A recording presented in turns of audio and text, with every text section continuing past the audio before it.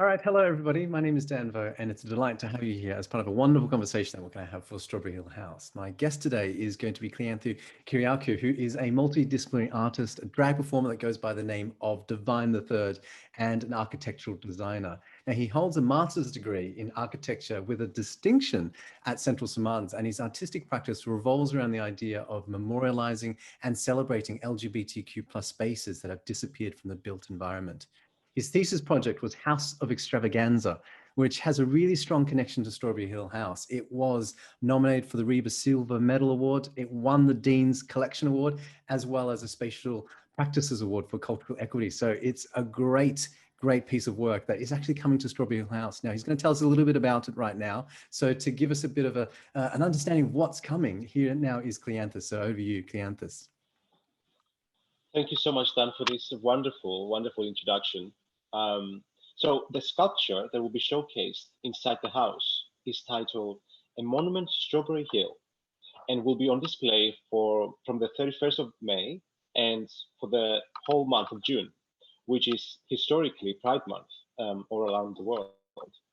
It was important for me, I guess, and the Strawberry Hills current management and trust that the exhibition will take place then, as the piece seeks to unearth Strawberry Hill's queer history and speculates on the connection between Horace's identity and his aesthetics.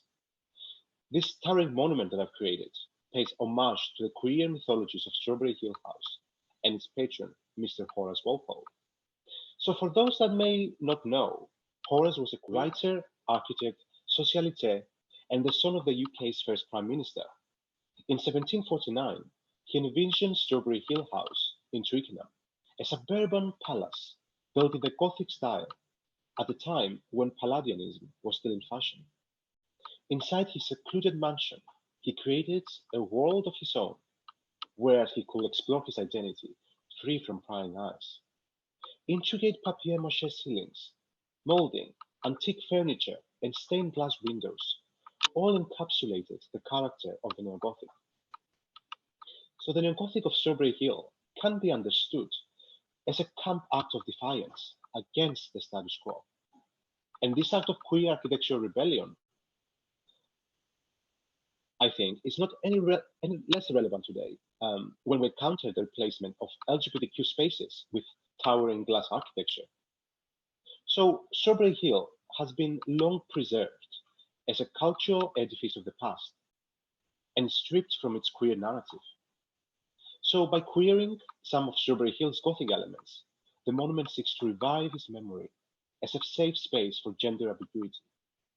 Scaled down casts of its facade are embellished with glitter and feathers, whereas the traditional four-pillar colonnade found in the house's large interior gets a twisted makeover, representing bodies during sexual intercourse. At the very top, three large window frames printed with a darker gradient softly recreate this essence of gloom, what Horace understood as this relationship between light and shadow. So, in terms of the installation, a monument to Strawberry Hill will be positioned inside the round room designed by Robert Adam. The positioning of the sculpture will then allow visitors to walk around it and interact with the piece from various angles, following the very architecture of the room. Once dominated by famous works of art by Baroque masters, the round room now lies empty. Instead, it's characterized by a colorful stained glass bay window added during the 19th century. And I chose to hide this window in its entirety and work with artificial light in order to cast shadows throughout the room and create this sort of sensory environment reminiscent of the Gothic cathedrals that Horace once encountered in his travels to Italy. And going beyond the sculpture that I constructed, I used a variety of other mediums to express the research I've done on Strawberry Hill, including filming a video using green screen of me assuming the role of Horace Walpole and guiding imaginary visitors through the house while lip syncing to a provocative reinterpretation of the song The Man I Love, famously sung by the gay cabaret singer Zebedee Cole in the 1960s. Now, it's worth mentioning that the sculpture itself is part of my wider thesis project that Dan referred to just before, House of Extravaganza, that I've submitted last year for my master's degree in architecture at St. St. Martin's. It's Horace That's Walpole, it. as we've never seen before. That video was brilliant. That looks like so much fun to make. That just incredible. Yeah. I mean, I'd love to do. I mean, it was very quick, very sketchy. You know, it's not high production, but it was just. I think it was some sort of like joke in order to present the project to my classmates, for them to really get engaged with it, and because they used to take me very seriously, and I didn't like that. Not art production, perhaps, but definitely camp production, which I think is very, very right for Strawberry Hill House. Yeah, I mean, I told you, I always had this idea when I saw the shell piece in the garden. Like I always thought Horace must have used it as a backdrop for posing, for sure, 100%. Like recreating Botticelli's, you know, a famous painting. I'm sure he did, you know. So In terms of having a sense of pride in your work, we are going to be able to come and see your work. It's going to be at Strawberry Hill yeah, House. We're actually looking at it right now. You're sort of inside there at the moment. I'm And inside. Yeah, so and I guess it. go Yeah, ahead. it'll be nice for you know, visitors to like also engage with the exterior and the interior of the sculpture, because as I mentioned before, it's, you know, it's a homage to Strawberry Hill, and also it relates with this idea of building sanctuaries, you know, around oneself to, in a way, hide from the rest of the world and fully, um, you know, express one's identity. I mean, that's the thing. House of Extravaganza is an imagination of a queer sanctuary. And it's something that when you created it and you put it out there, and we know that it was up for quite a few awards, it was starting to get recognition. And you actually had people contact you and reach out to you and sort of talk to you about the fact that you were looking at queer architecture. It was something that was interesting to them because in some ways they hadn't really encountered them, even though they were students of architecture themselves. They hadn't encountered it before. Can you tell me a little bit about that? Yeah, I mean, exactly. And honestly, Dan, I felt very touched by the acknowledgement that the project received, and the fact that it was embraced actually by young queer architecture students from around the globe. And I had students from the US, Netherlands, Germany, for example, that they contacted me on social media, asking me questions about the project, and also, you know, congratulating me for choosing to represent my own community through it. Um, because I think it's, you know, in courses like fine arts, a project that deals with queerness and sexuality is nothing new. But I think it's still a big deal within a relatively conservative architecture discourse, you know. So the students' interest revealed the need for, I guess, architecture schools to really start teaching modules on queer space, sexuality, and the built environment, right? And even encourage those students to explore their identities and cultures through their propositions. And by the way, I'm still in touch with most of them. We exchange research material, provide advice and support to each other. And yes, I think you know, a new chosen family is sort of like created, and we're also thinking to create this like online archive of sorts to contain all this work produced that relates to queer space. You know, wouldn't that be great? For example. It sounds very exciting. And I love the idea that Strawberry Hill House is going to be automatically part of that as well because of the work that you're going to be doing alongside Strawberry Hill House at the moment. Now, your work is quite prolific. You've worked with Dr. Regia Ramos, and that's the Wet Heart Agency, and you've been widely published. So you've got the Creative Review as well as the Theatrum Mundi. Now, it's work that is split between London and some of these people that you've met now, you're collaborating with around the world, including the Caribbean. I'd love to find out more about your practice and how you came to kind of become embedded in this idea of queer architecture. I mean, it's also kind of a question of what exactly is queer architecture? I mean, well, those are two questions in one, I see, but let's just yeah, take things from the start. So I guess as mentioned before, my own practice centers around memorializing and celebrating lost queer spaces and architectures. So when I first arrived in London in 2011, queer life was still blossoming. And unfortunately, as the years went by, I've witnessed firsthand the eradication of LGBTQ spaces within the city. And that was partly because of the force of gentrification or the rise of online dating apps, like such as Grindr. And even a recent study by UCL's Urban Laboratory sort of revealed that London actually lost 58% of its LGBTQ plus premises in the last decade alone. And I found those numbers quite alarming.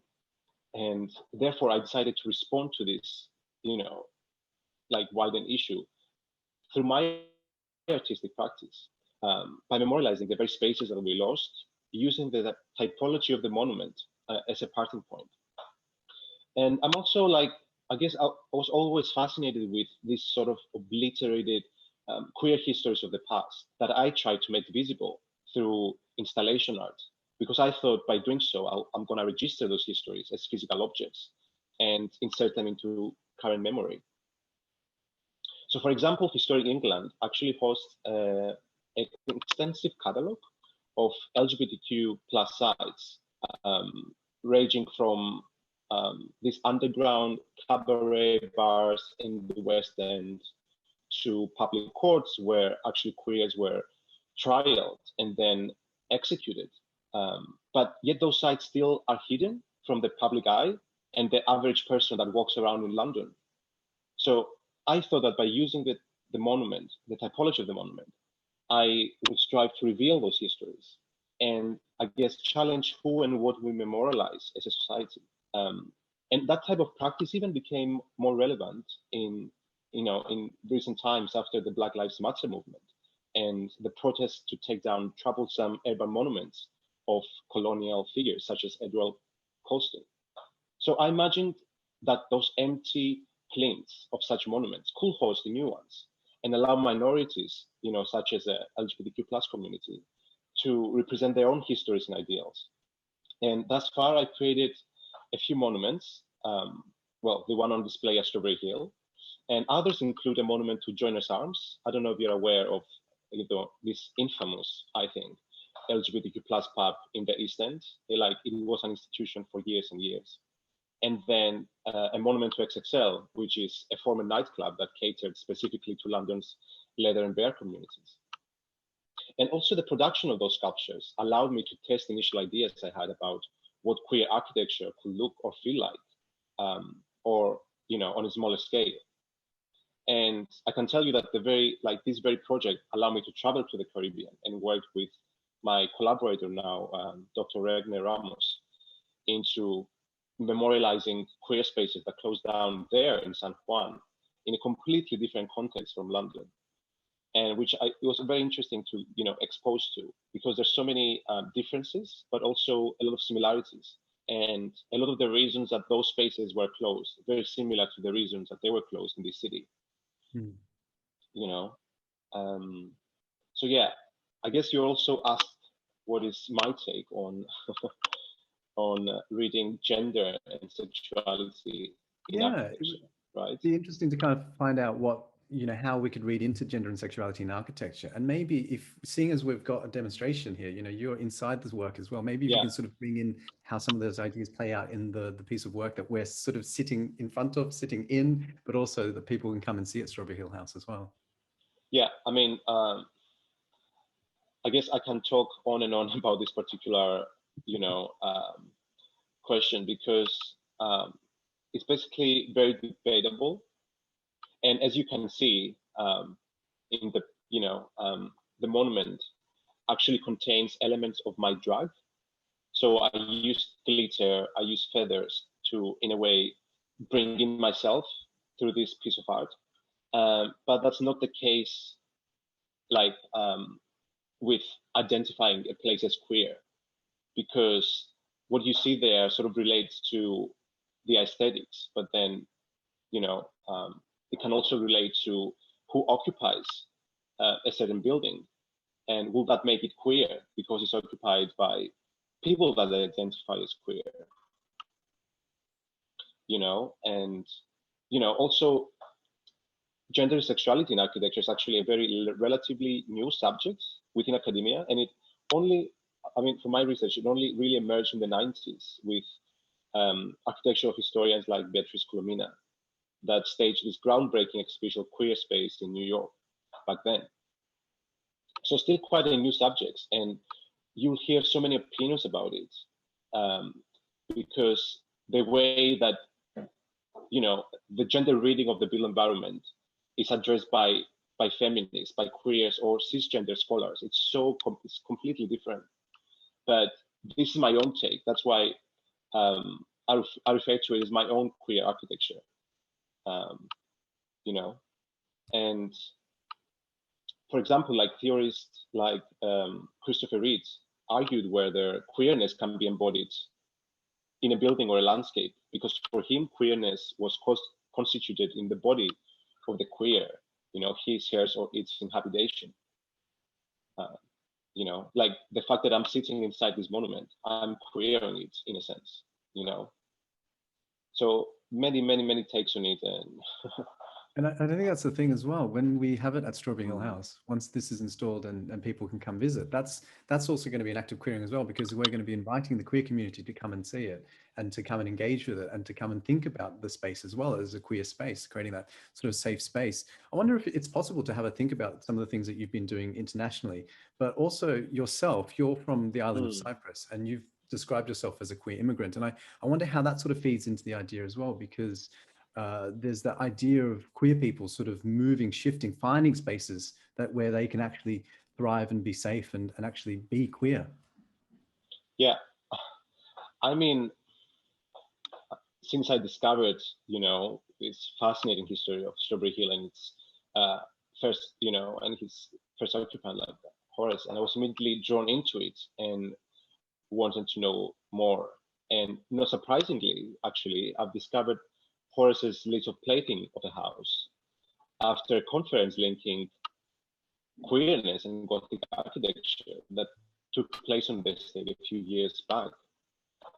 And I felt a strong connection to Strawberry Hill because I personally, and you know, I think I need to be, you know, very specific on that. Like I perceive it as an attempt by Horace to create a safe space for him and for his adopted queer family, the so-called Committee of Taste, who helped him design and build his Gothic masterpiece. And as a self-proclaimed queer immigrant to the city, I also felt the need to find my own sense of belonging. What I was saying about establishing my, this new queer family in London, a family that would let me explore my identity sort of freely and apologetically.